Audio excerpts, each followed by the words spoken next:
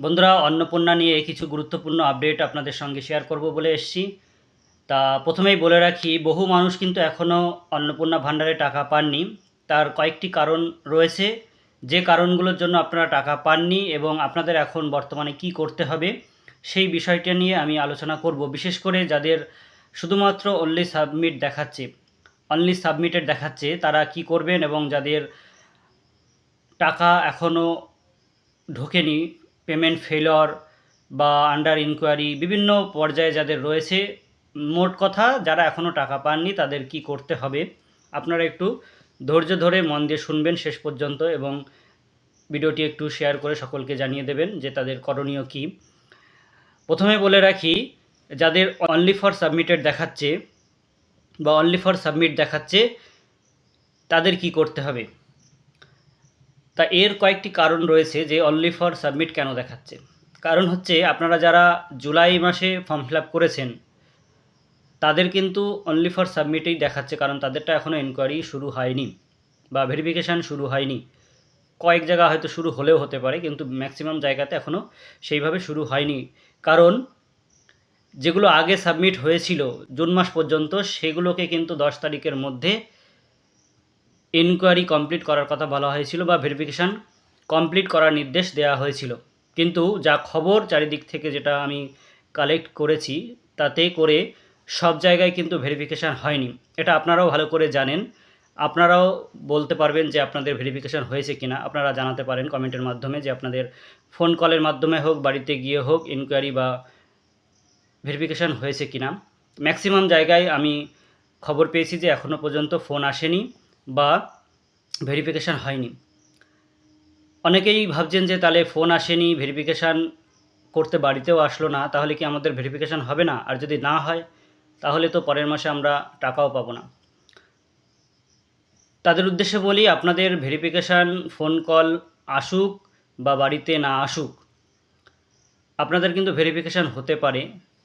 যিনি হয়তো দায়িত্বে আছেন, যে আশাকর্মী বা পঞ্চায়েত কর্মী বা ওয়ার্ডের ক্ষেত্রে যিনি দায়িত্বে আছেন, তিনি হয়তো আপনাকে ভালো করে চেনেন, জানেন আপনার সমস্ত তথ্য ঠিক আছে, তাই হয়তো আপনাকে ফোন করেননি বা প্রয়োজন মনে করেননি, আপনারটা ভেরিফাই করে পাঠিয়ে দিয়েছেন। আপনি কি করে বুঝবেন যে আপনারটা ভেরিফাই করে পাঠিয়ে দিয়েছে?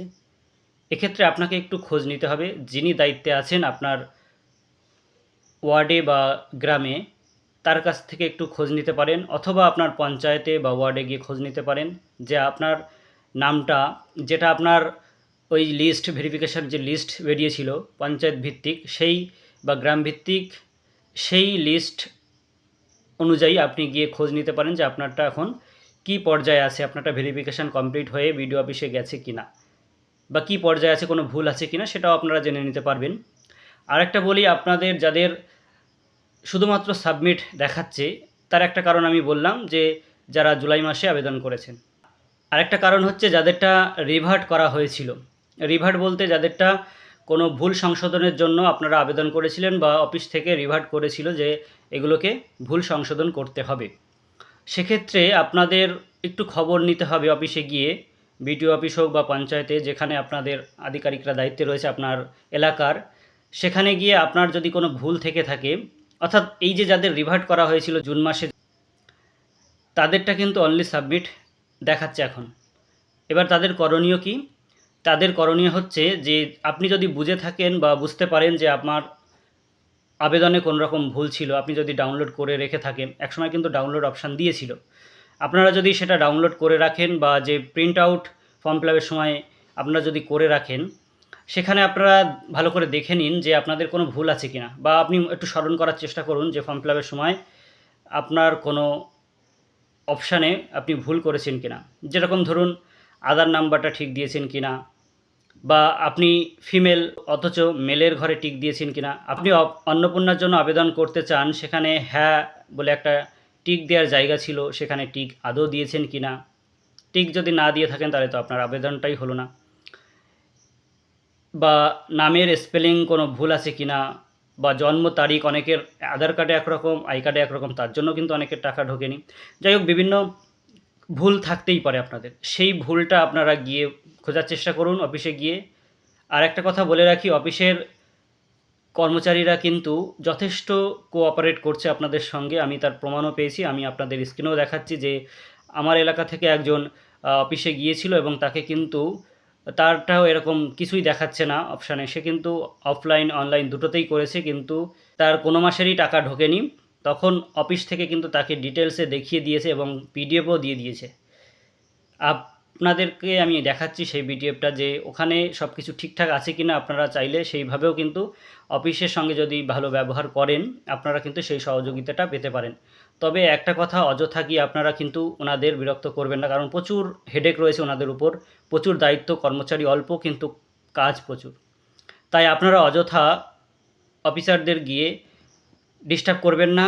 যদি আপনার সত্যি সত্যি ভুল থেকে থাকে বা আপনি বুঝতে পারছেন না টাকা না ঢোকার কারণ, তাহলেই কিন্তু আপনি গিয়ে অনুরোধ করুন। তাহলে অবশ্যই তারা যথেষ্টভাবে কোঅপারেট করে আপনাদের সহযোগিতা করবেন যে কিভাবে আপনার যে সমস্যা সেটা সমাধান করা যায়।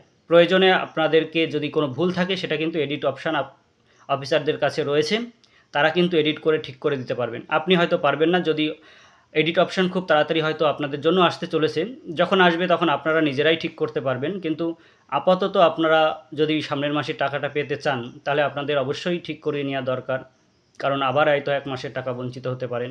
3000 টাকা কম নয়, প্রতিদিন 100 টাকা করে আপনারা কিন্তু লস করছেন। যাই হোক, এই কিছু কারণের জন্য কিন্তু আপনাদের অনলি ফর সাবমিট দেখাচ্ছে। তাদের আপাতত এই কাজগুলো করতে হবে যদি আপনারা সামনের মাসে টাকাটা পেতে চান। আর কিছু কথা যেগুলো আমি বলবো অন্নপূর্ণা নিয়ে, গুরুত্বপূর্ণ কথা, অবশ্যই সঙ্গে থাকবেন। আরেকটা কথা আপনাদের জানিয়ে রাখি, যদি আপনাদেরটা এনকোয়ারি যাদের হয়েছে, অর্থাৎ কল এসেছিল বা ভেরিফাই হয়ে গেছে এনকোয়ারি পর্যায়ে, আপনাদের আশাকর্মী বা আপনাদের যিনি দায়িত্বে ছিলেন তিনি ইনকোয়ারি করে যখন বিডিও অফিসে সাবমিট করে দিয়েছে যে রিপোর্ট, সেই রিপোর্টের ভিত্তিতে কিন্তু আপনাদেরটা কমপ্লিট হয়েছে ভেরিফিকেশান। তার ভিত্তিতে কিন্তু এখন আপনারা এডিট করতে পারবেন না আর, যতক্ষণ না পুনরায় আপনাদেরটা আবার এডিট অপশান আসছে বা আপনাদের ঠিক করার অপশান দিচ্ছে। কারণ বর্তমানে ভেরিফিকেশান হয়ে আপনাদেরটা কিন্তু আবার পুনরায় সাবমিট হয়ে গেছে, তাই আপনারা এখন আর পারবেন না। কিন্তু পরবর্তীকালে যদি আপনি টাকা না পান, তখন কিন্তু আবার হয়তো আপনারা সেই সুবিধাটা পেতে পারেন ঠিক করার। আমি আবারও বলছি, অযথা কিন্তু আপনারা ওনাদের বিরক্ত করবেন না। জানি আপনাদেরও খুব খারাপ লাগছে, কারণ প্রতিদিন 100 টাকা করে আপনাদের লস হচ্ছে। পাশের বাড়ির দিদিটা বা মহিলাটা টাকা পেয়েছে, আপনি পাননি, এটা সত্যি কষ্টদায়ক। আর কম নয়, 3000 টাকা প্রত্যেক মাসে, 3000 টাকা একদম ফ্রি টাকাটা। এই টাকাটা কিন্তু প্রত্যেকেই পেতে চায়। সরকারের যদি সামর্থ্য থাকে বা সেরকম আর্থিক সমস্যা না থাকে, সবাই পাক, আমিও এটা চাই। কিন্তু আপনারা বর্তমান আমাদের যে রাজ্যের অবস্থা সেটা ভালো করেই জানেন। তার ভিত্তিতে আমি আশা করব যাদের সত্যি সত্যি প্রয়োজন নেই, তারা এই বিষয়টা নিয়ে খুব একটা দুঃখ পাবেন না, কারণ বর্তমান রাজ্যের অবস্থা খুব ভালো না। হয়তো আপনাদের টাকাটা দিয়ে দিতে পারবে সরকার, কারণ দিলে ভোট ব্যাংক বৃদ্ধি পাবে, আপনাদের ভোটটা নিশ্চিত হবে। কারণ 3000 টাকা করে আপনারা পাচ্ছেন, আপনারা খুশি হয়ে ভোট সরকারকে দেবেন এবং সরকার যে প্রতিশ্রুতি দিয়েছিল নির্বাচনের আগে, সেটাও কিন্তু তাদের পূরণ হবে। তারা এটা পারবে করতে। কিন্তু তাতে করে কি হবে, অন্যান্য যে প্রকল্প, সেই প্রকল্প, অন্যান্য যে সরকারি চাকরি, আপনার বাড়ির ছেলেটা পড়াশোনা করে দিনরাত পরিশ্রম করে পড়াশোনা করেছে, সে কিন্তু চাকরিটা পাবে না। কারণ চাকরি দিতে গেলে তো মাইনে দিতে হবে, সেটা কোথা থেকে দেবে? এত টাকা যদি একটা প্রকল্পের পেছনে চলে যায়, অন্যান্য যে প্রকল্প, রাস্তাঘাট, সামাজিক উন্নয়ন, হসপিটাল বা অন্যান্য যে প্রকল্পগুলো রয়েছে, সেগুলোকেও যদি সমানভাবে দিতে হয়, তাহলে সেরকমভাবে আর্থিক উন্নতি প্রয়োজন, ইনকাম প্রয়োজন। আর ইনকাম শিল্প ছাড়া বা আপনাদের অতিরিক্ত ট্যাক্স চাপানো ছাড়া কোনো উপায় নেই। তাই যাদের সত্যি দরকার নেই, তারা এই বিষয়টা নিয়ে খুব একটা কষ্ট পাবেন না, আমার অনুরোধ। সরকার যদি পারে অবশ্যই সবাইকে দিক, আমিও এটা চাই।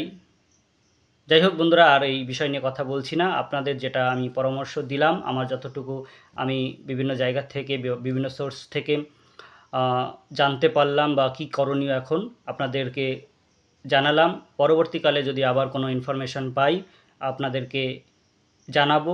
আপনারা ততক্ষণ অবশ্যই এই চ্যানেলটিকে সাবস্ক্রাইব করে রাখবেন, যারা ইউটিউব থেকে দেখছেন এবং যারা ফেসবুক থেকে দেখছেন তারা অবশ্যই এই পেজটিকে এই প্রোফাইলটিকে ফলো করে রাখবেন।